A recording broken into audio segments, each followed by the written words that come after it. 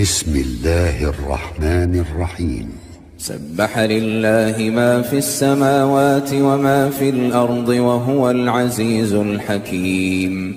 هو الذي أخرج الذين كفروا من أهل الكتاب من ديارهم لأول الحشر ما ظننتم أن يخرجوا وظنوا أنهم مانعتهم حصونهم من الله فأتاهم الله من حيث لم يحتسبوا وقذف في قلوبهم الرعب يخربون بيوتهم بأيديهم وأيدي المؤمنين فاعتبروا يا أولي الأبصار. ولولا أن كتب الله عليهم الجلاء لعذبهم في الدنيا ولهم في الآخرة عذاب النار. ذلك بأنهم شاقوا الله ورسوله ومن يشاق الله فإن الله شديد العقاب. ما قطعتم من لينة أو تركتموها قائمة على أصولها فبإذن الله وليخزي الفاسقين. وما أفاء الله على رسوله منهم فما أوجفتم عليه من خيل ولا ركاب ولكن الله يسلط رسله على من يشاء والله على كل شيء قدير. ما أفاء الله على رسوله من أهل القرى فلله وللرسول ولذي القربى واليتامى والمساكين وابن السبيل كي لا يكون دولة بين الأغنياء منكم. وما آتاكم الرسول فخذوه وما نهاكم عنه فانتهوا واتقوا الله إن الله شديد العقاب. للفقراء المهاجرين الذين أخرجوا من ديارهم وأموالهم يبتغون فضلا من الله ورضوانا وينصرون الله ورسوله أولئك هم الصادقون. والذين تبوأوا الدار والإيمان من قبلهم يحبون من هاجر إليهم ولا يجدون في صدورهم حاجة مما أوتوا ويؤثرون على أنفسهم ولو كان بهم خصاصة ومن يوق شح نفسه فأولئك هم المفلحون.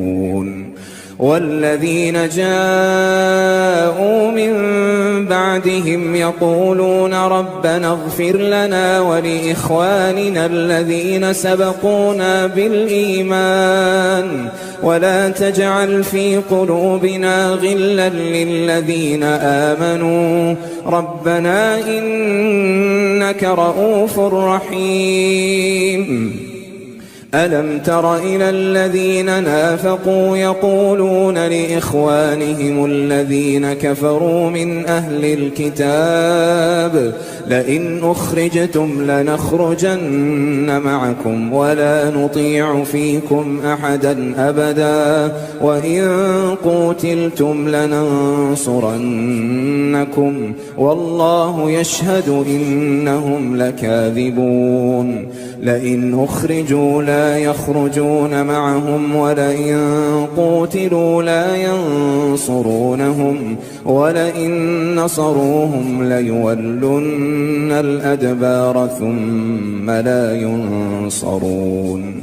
لأنتم أشد رهبة في صدورهم من الله ذلك بأنهم قوم لا يفقهون.